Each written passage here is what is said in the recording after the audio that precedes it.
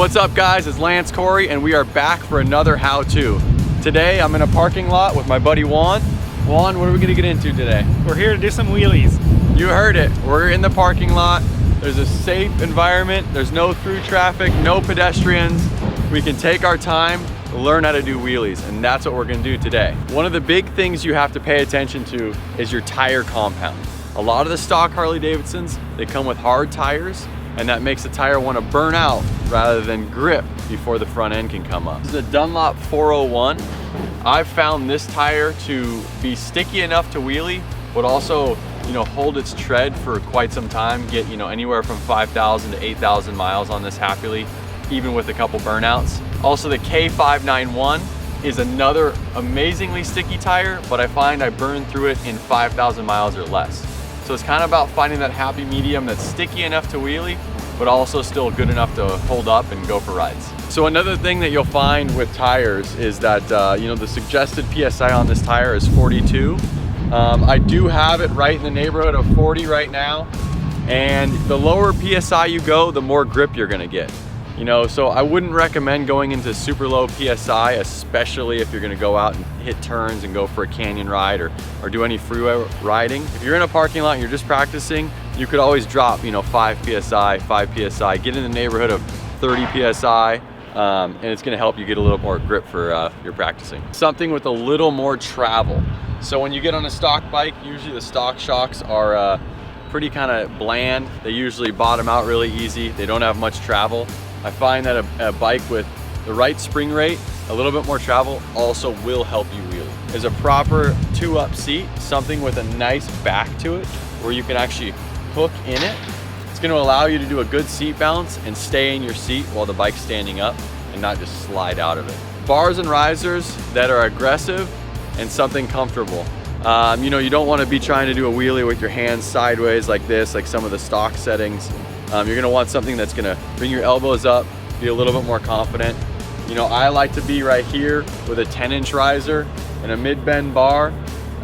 Some guys like in the range between 6 and 10 inches of rise and a bar that they're comfortable with, so you can be somewhere in the chest to shoulder height while you're doing a wheelie. All right, so those are some of my quick features that I would recommend that you have done to your bike. A sticky tire, maybe some better suspension, a 2-up seat, and a set of bars and risers that are comfortable and aggressive. Juan, I see you looking at me. You got some questions. So, I noticed you didn't mention anything about power. Does power help you? I feel like my bike's underpowered and that's why I can't wheelie. Power is not a big thing. It's all on the wrist. Even if you have an 80-inch, you can get the front end up off the ground. I got the front end up off the ground on your stock 96-inch. All right, so I'm gonna go out and do a couple. Pay attention to what I do. I'll come back and I'll give you some feedback, and then it's your turn.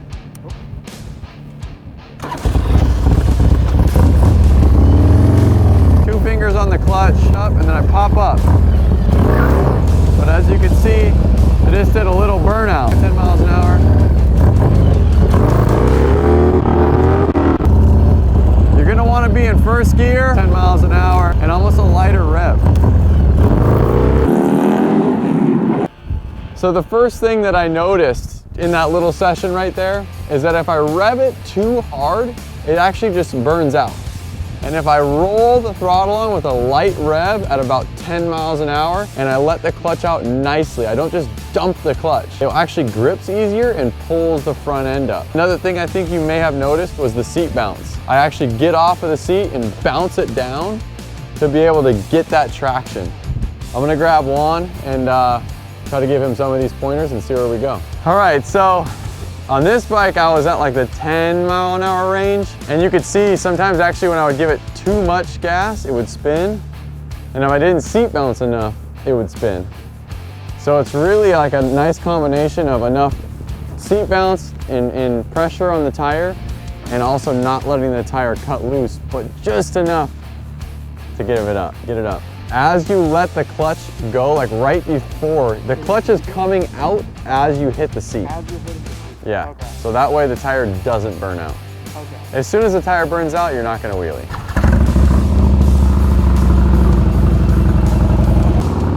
So Juan has always struggled, he can get the traction, but he's always struggled letting off. once the tire comes off the ground. Let's see what he does here. Give her more juice. Start a little further back and you're not breaking loose, so you're getting traction. So give her more gas.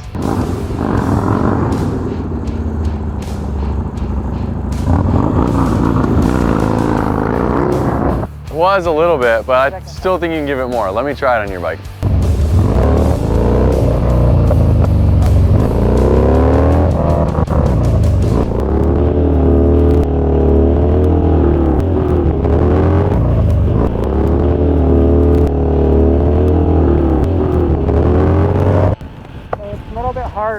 A little harder on your bike, but there's a couple of technique differences. On your bike, it needed to go about 15 to 20 miles an hour. Faster. Your bike grips really, really well, but I had to rev it way more than this bike. And I also had to be going a little bit faster, about 15 to 20 miles an hour. Yeah, so I want to try to see if you can go out there and get your speedo at least over 10, closer to 20. And I want to see you rev it up hard. He's going with a stock 96 inch and I'm on a built 111. So that's the difference, is on his stock engine I had to rev it way more and I really had to fight to give it up. You saw how I struggled when I went from this bike to this bike, but as I kept getting the technique down, I started to figure out its point of wanting to come up, its RPM. So it could take you a little bit of time to kind of find that and get comfortable. Okay. And then once you figure it out for your bike, you'll be good to go. More! Faster!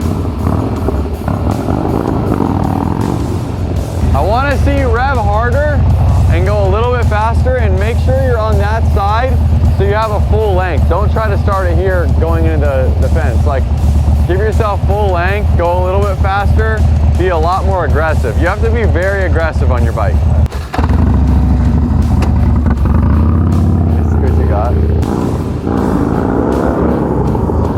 You didn't?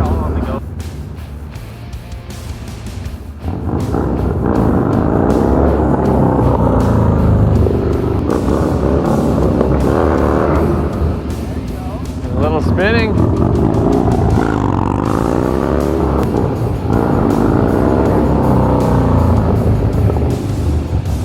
I've been where he is right now, and it literally feels like the bike will never come up. All right, so we talked about PSI a lot. Juan, you're struggling. As you started revving it more, you're spinning a little bit more. I noticed that. You brought the pressure gauge, right? So we're gonna grab, we brought a pressure gauge for this exact reason. We're gonna check his PSI, see where he's at, possibly lower a little bit. So he's right at 42 PSI, you can see that. And that's what the tire calls for, which is correct. We're gonna lower the PSI. Here we are at 37, let's try that. Some of the workers here asked us to leave, so we're gonna find another spot that we can safely practice wheelies. All right, so we were lowering Juan's PSI down, and one of the neighbors came by and said we were making too much noise, asked us to leave. We kindly left, but we feel like the job isn't done yet. And so we are over here off on one of the side streets of Thrash and Supply. We know this street really well. We know most of the workers. I'm sure they're not gonna be stoked on it, but if we get a couple done, we can finish this and see where Juan gets. Talk to you guys a little bit more about wheelies. So I'm gonna lower his PSI a little bit more. So we're still at about 35. Let's lower a little bit more. All right, there we are, 32 PSI. So we nearly dropped his tire 10 PSI. Let's see if he can get a little more traction with a little more speed. Juan, I'm only giving you like 4 or 5 tries because now we're on a public street. We're gonna have to watch for cars. You're gonna have to do this safely. Let's see if you can get the front end up off the ground.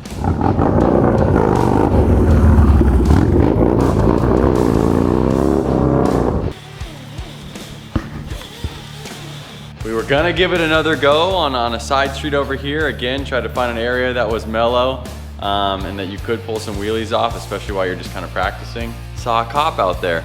So we don't want to get, anyone in trouble. And again, we want to do this stuff in safe places.